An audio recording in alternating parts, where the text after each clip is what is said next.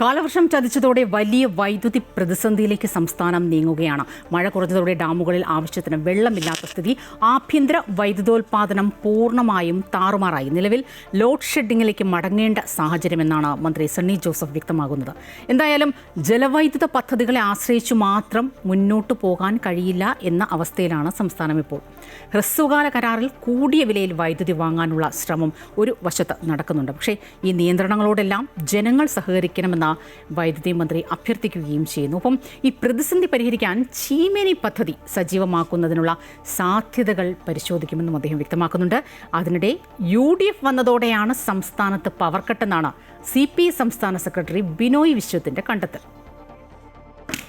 സംസ്ഥാനത്ത് വൈദ്യുതി ഉപഭോഗം മുൻവർഷങ്ങളെ അപേക്ഷിച്ച് കുത്തനെ കൂടിയെന്ന് കണക്കുകൾ നിരത്തിയാണ് KSEB അധികൃതരും വൈദ്യുതി മന്ത്രിയും വ്യക്തമാക്കുന്നത്. നിലവിൽ വൈദ്യുതി ഉപഭോഗത്തിൽ 1000 മെഗാവാട്ടിന്റെ വർധനവുണ്ടായിട്ടുണ്ട്. കടുത്ത ചൂടും മഴയുടെ കുറവും ഉൽപാദനത്തിലുണ്ടായ ഇടിവും പ്രതിസന്ധിക്ക് കാരണമായി. നമ്മളുടെ കാലാവസ്ഥയിൽ വന്ന വലിയ വ്യതിയാനമാണ് അതിന്റെ കാരണം. എല്ലാവർക്കും അറിയാം. കഴിഞ്ഞ വർഷം നമുക്ക് ആവശ്യമായിരുന്നത് 3500 മുതൽ 3600 വരെ മെഗാവാട്ട് വൈദ്യുതി ആയിരുന്നെങ്കിൽ ഇപ്രാവശ്യം അത് 1000-ലധികം മെഗാവാട്ട്, 4600 മുതൽ 4800 വരെ മെഗാവാട്ടായിട്ട് വൈദ്യുതിയുടെ ഉപയോഗത്തിൽ വർധന വന്നിട്ടുണ്ട്. കഴിഞ്ഞ പ്രാവശ്യം നമ്മളുടെ ജലസംഭരണികളിലെ ജലനിരപ്പ് 60% ആയിരുന്നെങ്കിൽ ഇപ്രാവശ്യം അത് പകുതിയിൽ താഴെ 28% കുറഞ്ഞിട്ടുണ്ട്.